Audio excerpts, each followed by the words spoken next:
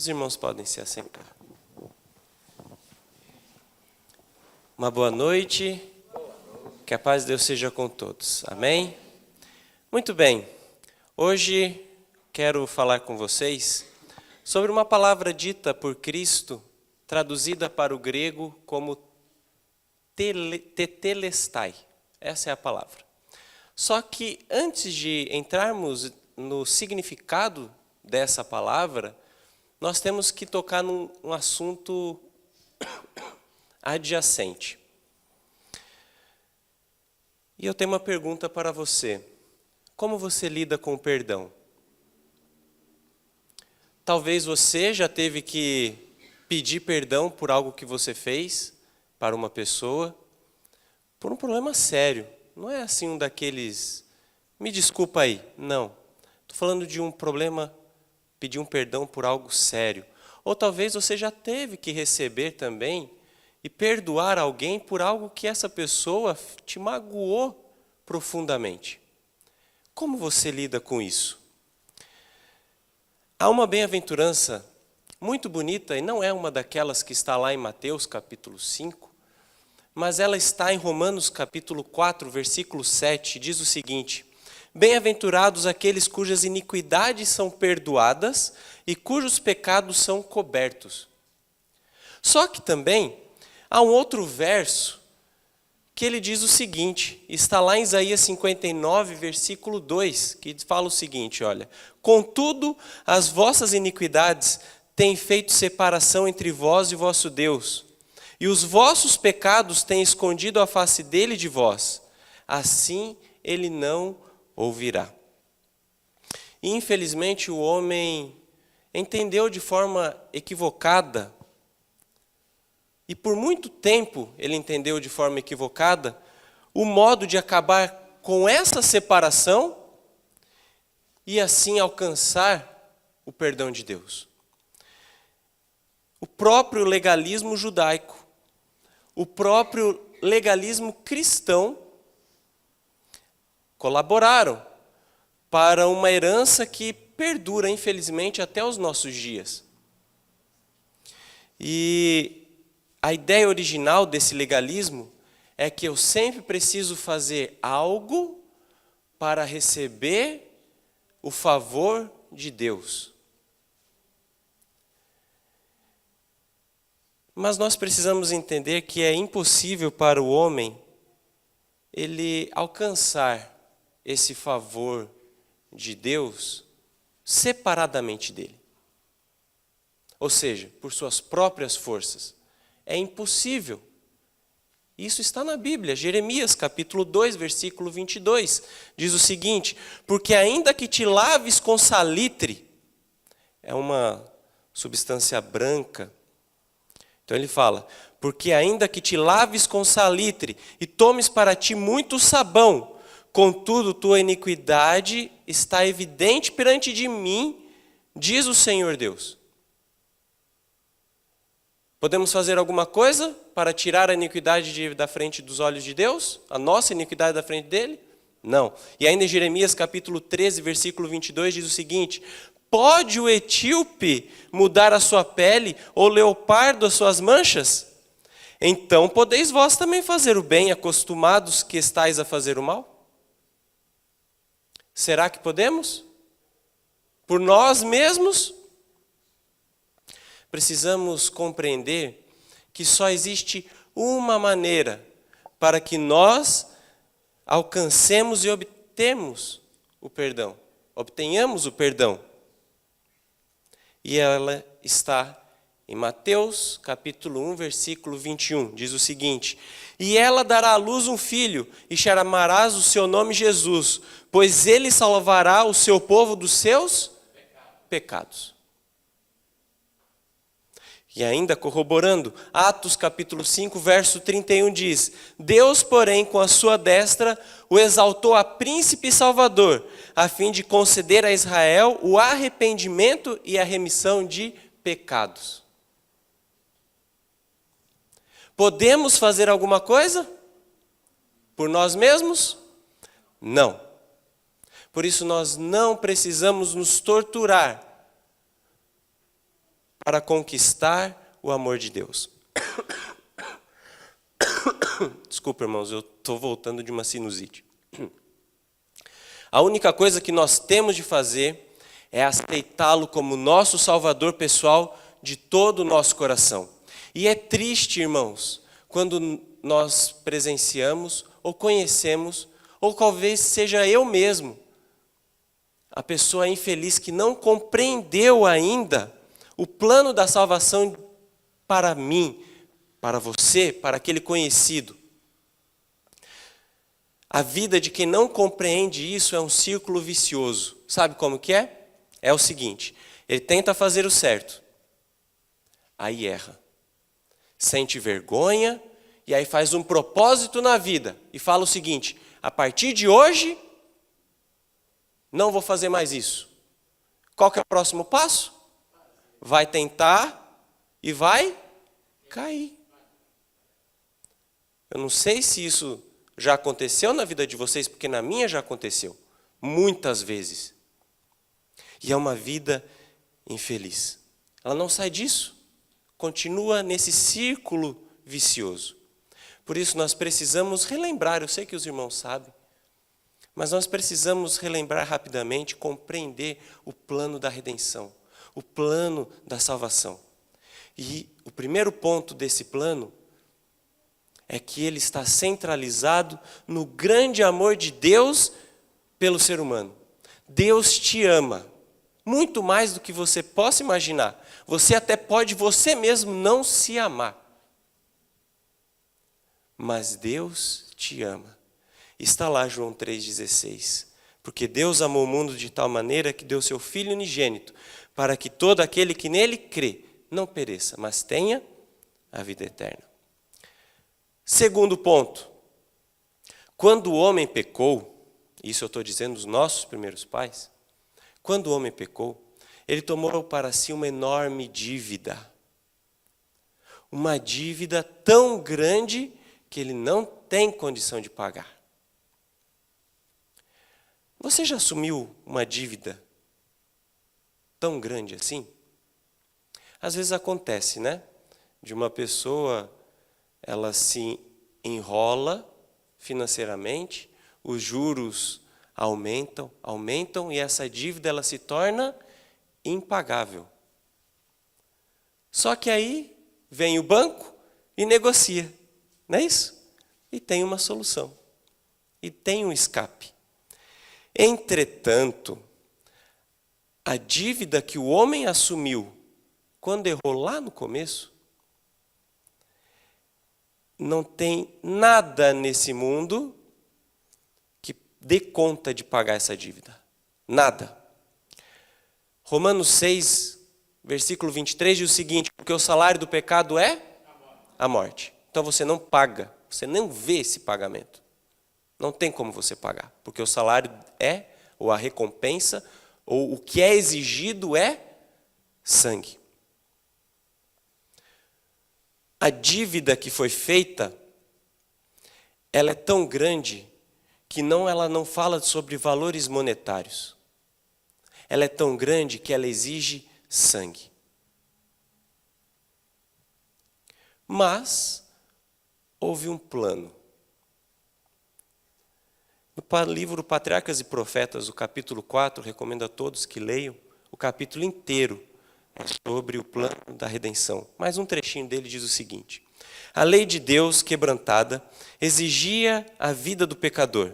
Em todo o universo não havia senão um ser que em favor do homem poderia satisfazer as suas reivindicações. Visto que a lei divina é tão sagrada como o próprio Deus, unicamente um ser igual a Deus poderia fazer expiação por sua transgressão. Quando que o homem teria condição de pagar essa dívida? Nunca. Continuando. Ninguém, a não ser Cristo, poderia redimir da maldição da lei o homem decaído e levá-lo novamente à harmonia com o céu. Cristo tomaria sobre si a culpa e a ignomínia do pecado, pecado tão ofensivo para um Deus santo que deveria separar entre si o Pai e o Filho. Cristo atingiria as profundidades da miséria para libertar a raça que fora arruinada. É um plano tão profundo que foi desenvolvido antes da fundação do mundo. Lá em Apocalipse, capítulo 13, versículo 8, diz o seguinte: que todos os que habitam na terra adorarão, cujos nomes não estão escritos no livro da vida do Cordeiro, morto desde onde? A fundação do mundo. Agora, quando se cumpriu o plano da redenção? Quando essa dívida foi paga?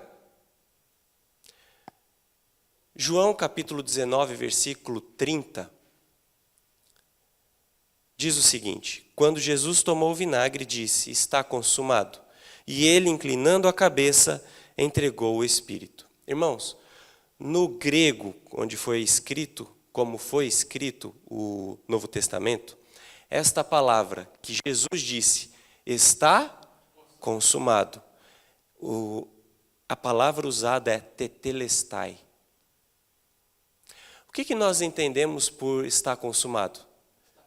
Está acabado, está cumprido. Mas sabe qual que é o significado raiz de tetelestai? Sabe o que é? Tetelestai é um termo contábil. Sabe o que significa tetelestai? Significa a dívida está paga. Então, quando Jesus, na cruz do Calvário, ele diz essas últimas palavras, tetelestai, ele está dizendo, a dívida está paga. Aquela dívida tão grande que o homem tomou sobre si, que era impagável, Jesus diz ali naquele momento, a dívida está paga. Colossenses 2, versículo 13, versículo 14, é muito importante para nós entendermos sobre isso. Diz o seguinte: e a vós outros, que estáveis mortos pelas vossas transgressões, nós estávamos mortos ou não estávamos? Tínhamos alguma esperança? Não, nós estávamos mortos nas nossas transgressões. E pela incircuncisão da vossa carne, vos deu vida juntamente com ele. Com quem? Com Cristo, com Jesus, perdoando todos os nossos delitos, tendo cancelado o escrito da dívida. Paulo entendia o que significava aquele tetelestai que Jesus disse na cruz.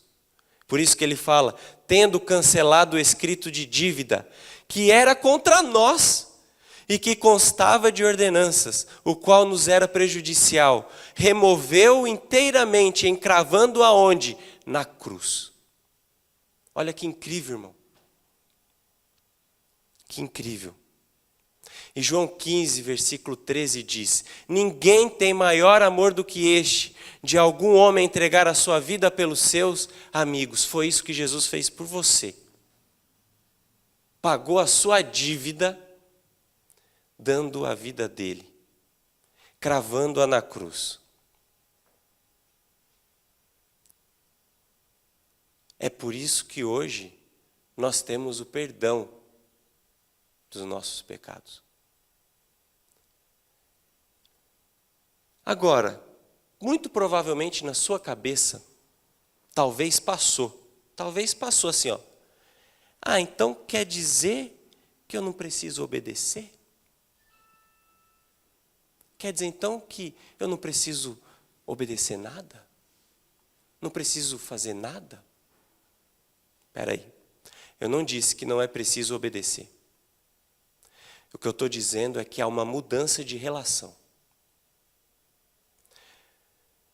1 João, capítulo 4, versículo 19, diz o seguinte, nós o amamos porque primeiro ele nos amou, certo? Então, perceba que a obediência que eu devo prestar a Deus não é uma obediência que busque o favor de Deus por mim. Não. Isso é o mesmo que dar um tapa em Cristo. Isso é não reconhecer o que Ele fez por você. Se você está obedecendo a Deus, fazendo o que você faz, querendo almejar alguma coisa, isso é um escárnio. Nossa obediência a Ele é porque Ele nos amou primeiro. Uma árvore que dá manga, um pé de manga, ela se esforça para dar manga? Tem esforço dela para dar fruto, manga? Se tem algum esforço? Não tem. É algo natural. É algo natural.